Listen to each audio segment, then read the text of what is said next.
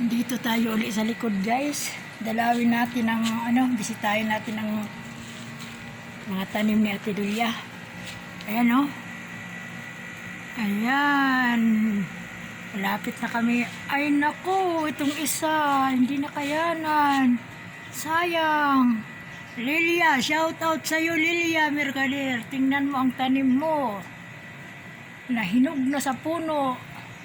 Nabali. Sa sobrang bigat. Sayang, pumunta ka na dito. Pumunta ka dito mamaya.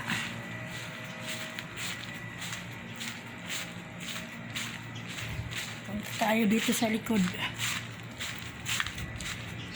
Tingin tayo kung may kalamansi. Yan ang mangga, oh. Doon ako sa bubong. Pag nangunguha ng mangga,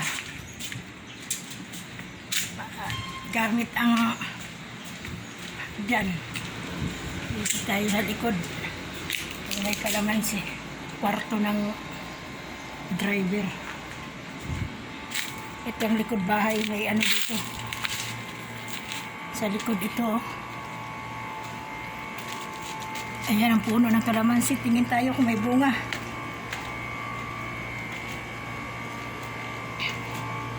Ayan, naka-gloves tayo. Kuha ng kalamansi.